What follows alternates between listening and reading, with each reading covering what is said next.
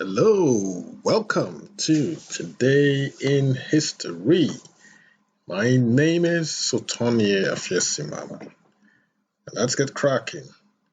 So we're going to roll back a line in our usual tradition, and the year is 1800, where we encounter this guy called Gabriel, simply known as Gabriel. And what happened, as you can see from this plaque here, he led a rebellion on this day. What did he do? He assembled an army of about 1,000 slaves outside Richmond, Virginia, in the first major slave rebellion in US history. Alerted government officials thwarted the revolt, and Gabriel and others were executed. Now, I don't know if all 1,000 people who he assembled were executed. Very unlikely. I'm sure some would have escaped, some would have, changed their minds and so on. But yeah, that's what happened on this day. That's what happens when man or human beings force other human beings to do stuff against their will. So obviously Gabriel was not having any of it. He didn't want to be suppressed and oppressed and treated like a second-class citizen. And he got 1,000 people who agreed with him. Unfortunately, the powers that were at the time suppressed the rebellion, thwarted the revolt, and Gabriel, I guess, and the other leaders of the rebellion were executed. Anyway, let's move on to the year 1871. British physicist. On this day, Ernest Rutherford was born. He was the first Baron Rutherford of Nelson. He was a New Zealand-born British physicist. This is an interesting one because he has connections with Canada as well. I think he was a Canadian citizen also. So Canadian, New Zealand, British. He came to be known as the father of nuclear physics. Encyclopædia Britannica considers him to be the greatest experimentalist since Michael Faraday. He discovered the emission of a subatomic particle, which in 1919 he called the hydrogen atom. But in 1920, he more accurately named the proton. Awarded the Nobel Prize in Chemistry in 1908 after discovering the concept of radioactive half-life, radon, and alpha and beta radiation.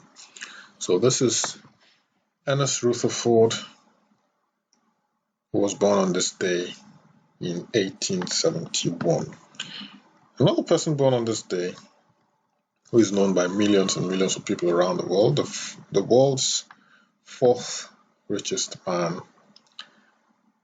Warren Buffett, born on this day in 1930. So happy birthday, Mr. Buffett.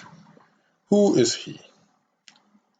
For those who do not know, he's an American meaning from the United States. He's an American businessman and philanthropist. Full name Warren Edward Buffett, business tycoon, investor, and philanthropist. He is the chairman and CEO of Berkshire Hathaway.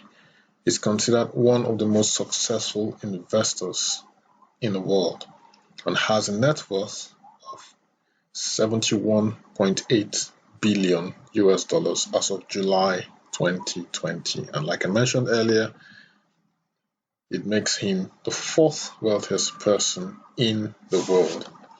Buffett has been the chairman and largest shareholder of Berkshire Hathaway since 1970. He has been referred to as the Oracle of Omaha by global media outlets. I find that name or that title quite interesting, Oracle of Omaha. He's a notable philanthropist as well, having pledged to give away 99% of his fortune to philanthropic causes, primarily via the Bill and Melinda Gates Foundation. So, the Giving Pledge, he founded the Giving Pledge in 2009 with Bill Gates. So that's Warren Buffett for you, who turns, how old? 90 today? Wow. Warren Buffett is 90 today. So happy birthday, Mr. Warren Buffett. Celebrates his 90th birthday today. It's not a young man anymore by any stretch of the imagination. I'm going to end his story with this quote, obviously on your screen. For those who cannot see this, it takes 20 years to build a reputation, says Warren Buffett, and 5 minutes to ruin it. If you think about that, you'll do things differently. And that's courtesy of sayingimages.com. Let's move on to the year 1954. Controversial figure Alexander Lukashenko, president of Belarus, was born on this day. He served as president of Belarus since the establishment of the office 26 years ago, so definitely not a democratically elected president. So anyone who has stayed in that office for more than 3 terms, obviously by our Western standards, would be termed a dictator, which obviously the Western press have now portrayed him as. He heads an authoritarian regime in Belarus and is widely reported by the media as Europe's last dictator. So that is Alexander Lukashenko, who was born on this day in 1954. I'm not sure whether I should wish him a happy birthday, but yeah, he was born on this day. Obviously, I'm sure there are many people who admire him, and there are others who don't. But for a president to have sat in office for 26 years doesn't quite all go well for his country, I must confess. 26 years is a long time to be in the same position. Should allow others, at least compete with him democratically. I mean, democracy is not ideal, but it's probably the best that we have. Probably the best. You guys can argue about it in the comments below, but some might say communism or socialism is better, but each system of government has its drawbacks. Anyway, I'm not an avid politician or someone who is a keen political observer, but I think anyone who has spent 26 years in the same office is either scared of leaving because of reprisals and because of the stuff he's done to other people, or he thinks he's the best person for the country. And if anyone thinks that, then obviously that person is not thinking straight as well. There is something wrong somewhere. That's just my opinion. Anyway, Lukashenko's birthday today. That's today in history for you. 1983. On this day, let's move swiftly on. US astronaut Gavin Ford Jr., pictured here, became on this day in 1983 the first African American to travel into space, serving as a mission specialist aboard the shuttle orbiter Challenger, and later flew on 3 other missions. Before becoming an astronaut, he was an officer in the US Air Force, where he remained while assigned to NASA, rising to the rank of colonel. He participated in 4 space shuttle flights between 1983 and 1992. In 1983, as a member of the crew of the orbiter Challenger on the mission STS-8, he became the first African American in space, as well as the second person of African ancestry into space, after Cuban cosmonaut Arnaldo Tamayo Mendez. So that's Gavin Ford, who became, on this day in 1983, the first African American to travel into space. Let's move on to the year 1993. And there's this man with three faces. I'll explain. You do recognize that face as a young David Letterman. His show, The Late Show with David Letterman, premiered on this day in 1993 on CBS. It was a talk show format, off the wall approach. So basically laid back talk show format, which debuted on this day. He was born on the 12th of April 1947. He's a television host, comedian, writer, and producer. So in The Late Show with David Letterman was ranked 7th on TV Guide's 50 TV shows, 50 greatest TV shows of all time. Pardon me, guys, I don't know, I'm not quite with it today.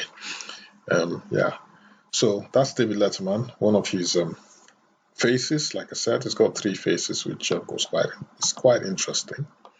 That's him here with a beard, which shocked me a few months ago when I discovered he had grown this massive beard. And then that's the David Letterman that I'm used to, that millions of people, I'm sure, are used to. That's him on his show, which ended a few years ago. So we move on to the year 2003. American actor from the United States, Charles Bronson, pictured here, was born. Well, he was born Charles Dennis Buczynski on the 3rd of November 1921. So I did say he was born on this day. He was born on this day on the 3rd of November 1921. Died on this day in 2003. He's best known for his portrayal of tough guys, notably an architect turned vigilante in Death Wish, which was shown in 1974. He died at the age of 81. At the height of his fame in the early 70s, he was the world's #1 box office attraction, commanding $1 million per film. Wow. So Charles Bronson, who died on this day in 2003 at the age of 81.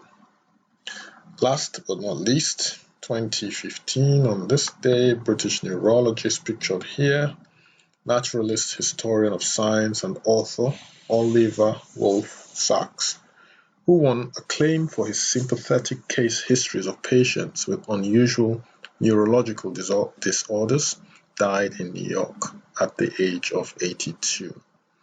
He believed that the brain is the most incredible thing in the universe. He became widely known for writing best-selling case histories about both his patients and his own disorders and unusual experiences, with some of his books adapted for plays by major playwrights, feature films, animated short films, opera, dance, fine art, and musical works in the classical genre. On that note, we shall end Today in History. Thanks for dropping by, guys. Give me a thumbs up if you like this video. Also consider subscribing so that you receive updates of my video uploads. My name again is HonFRSE. Stay safe, guys, and I will see you tomorrow for another edition of Today in History.